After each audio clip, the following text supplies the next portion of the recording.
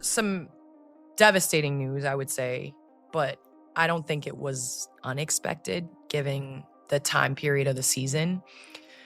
Caitlin Clark announced on her social media that she will miss the rest of the season. She captioned it in short, in part, I had hoped to share a better update, but I will not be returning to play this season. I spent hours in the gym every day with a singular goal of getting back out there. Disappointed isn't a big enough word to describe how I am feeling. She was limited to 13 games this season. Candace Parker just lit a match the WNBA hoped would never spark. Caitlin Clark shutting it down for the year isn't just bad news for Indiana. It's a straight-up knockout blow to the league itself. And now the whispers are getting louder. Rumors swirling that Clark might not just be done for the season, but maybe done for good. And let's be honest, that's the WNBA's nightmare. The one thing they can't PR spin, can't sweep under the rug, can't post away on Instagram Reels. Because if Caitlin Clark walks, what's left? What happens if the single most valuable piece of their puzzle just says, forget this, I'm out? Answer, instant regret, instant collapse. The league thought it had time. Time to build around Clark. Time to milk that hype. Time to cash in without fixing its flaws. Wrong.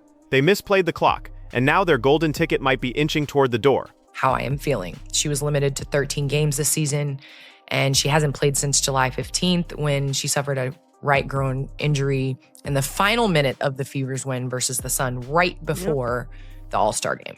I mean, that's our girl.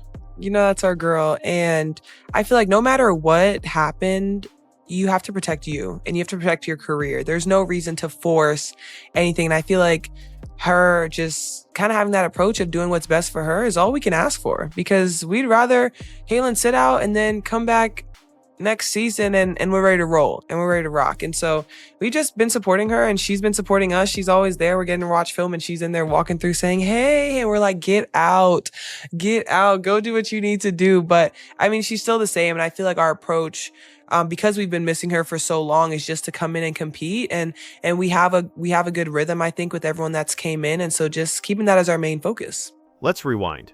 2 years in, Clark's already carrying the weight of a franchise. The weight of the league, the weight of women's basketball entirely on her shoulders. And what happens? Her body breaks down, groin strain, leg issues, soreness that doesn't go away, and now she's shut down for the year. She's young, hungry, and already poured everything into rehab to get back. And yet she's still watching from the sidelines as her team goes on without her. She's frustrated, she's disappointed, but she's way too gracious about it. Our main focus. Well, Coach Steph White had said that they were hopeful that Clark would return by the end of the regular season, but Caitlin was unable to fully reincorporate back into practice. And, she had never missed a game in her collegiate career or first year in the WNBA. So this is definitely a blow, I'm sure, for the organization, but also for her. Fever went 8-5 when Clark played and 15-15 without her. You all did win the Commissioner's Cup for the first time in franchise history without her. So maybe that is also another precursor. But big picture from the outside looking in, I have been a player that has had a number of injuries. And I think later in my career, especially, some of those injuries. Because here's the truth. This isn't just about one lost season. No, this is about a league that couldn't protect its biggest star when it mattered. Candace Parker saw it clearly. Everyone knows her story. Late in her own career, she ignored her body, pushed past injuries, let pressure dictate her decisions, and she paid for it. So when Parker says Caitlin Clark made the right call, she isn't just giving advice. She's delivering a warning shot to the entire league. Don't force this woman to make the same mistake I made. Don't let your desperation chew up another superstar. And taking the time. And there is a difference in being a role player and coming in and playing a role and coming in off of an injury. There is a rhythm. But when you are Caitlin Clark and you have the ball in your hands and you are on the other team's scouting report, to come in half and not be able to be in that amount of, I would say, shape, rhythm of the game, because the rhythm of the game changes towards the end of the year. And so when it started getting closer to the end of the regular season, I was like, it's dangerous to come back during playoff basketball because the whole flow, the physicality, all of that is different. And so I know it's difficult to kind of take time and understand the big picture, especially when you're living with tunnel vision and you've worked so hard to get to where you're at, but it's the smart thing. And I'm proud of this generation for taking the time they need, looking at the bigger picture, and making sure that they get healthy. So, Caitlin Clark, hope you feel better. You have a great off season and you come back. But here's the bigger picture. This isn't only about Caitlin Clark's body. This is about the WNBA's soul. Think about it. The WNBA has leaned on her like a crutch since day one. Attendance through the roof, TV ratings spiking, jerseys flying off shelves, highlights trending on every platform, every sponsor suddenly pretending they've been women's basketball fans forever. The league had one thing it never had before: momentum. And it wasn't because of their marketing campaigns or 25 years of trying. No, it was because of Clark. One player. Period. Now what? That one player is sitting courtside in street clothes, no highlights going viral, no logo lighting up arena marquees. Suddenly the hype engine stalls. So I'll ask it again.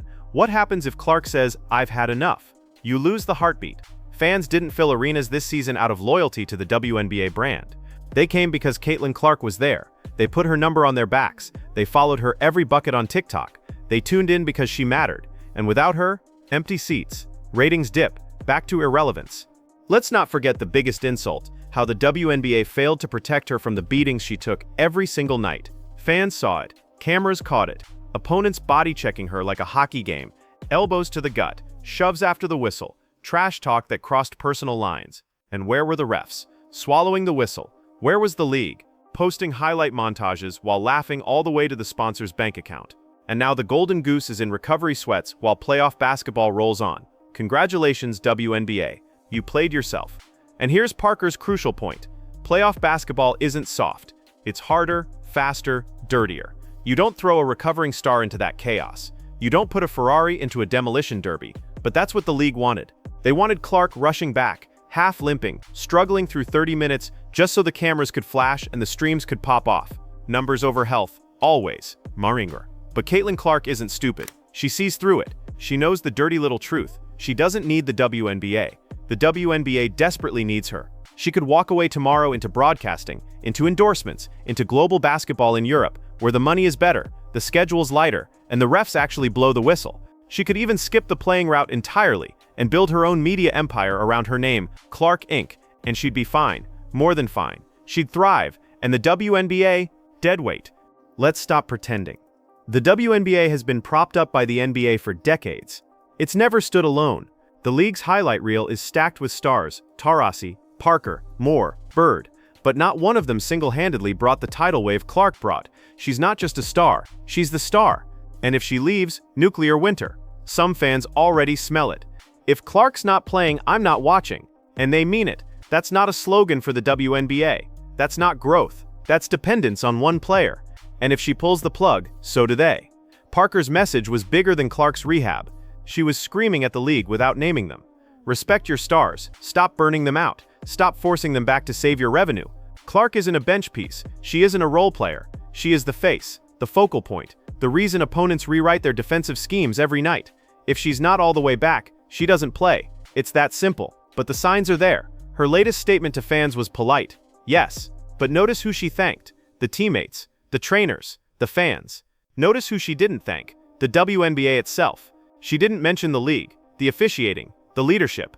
That silence screams louder than any shout. And you can already picture her other options. Imagine Clark lighting up Europe while pocketing tax-free contracts. Imagine her on ESPN breaking down NBA games. Imagine her launching a content platform directly for women's basketball fans. NIL deals, grassroots projects where she helps the next generation without needing the WNBA middleman. That's generational wealth. That's bigger than the league itself. And she knows it. The WNBA has leaned too heavily on stars before. They did it with Taurasi, with Parker, with Moore. But Clark isn't just the next in line. She's the only one who turned women's basketball into a nightly trending topic. The only one who carried new fans into arenas that were empty before she arrived. Lose her, and you don't just take a step back, you fall off a cliff. And let's be real, fans see through the fake support. If the league announces another player safety initiative, nobody's buying it. They saw her fouled brutally with no calls.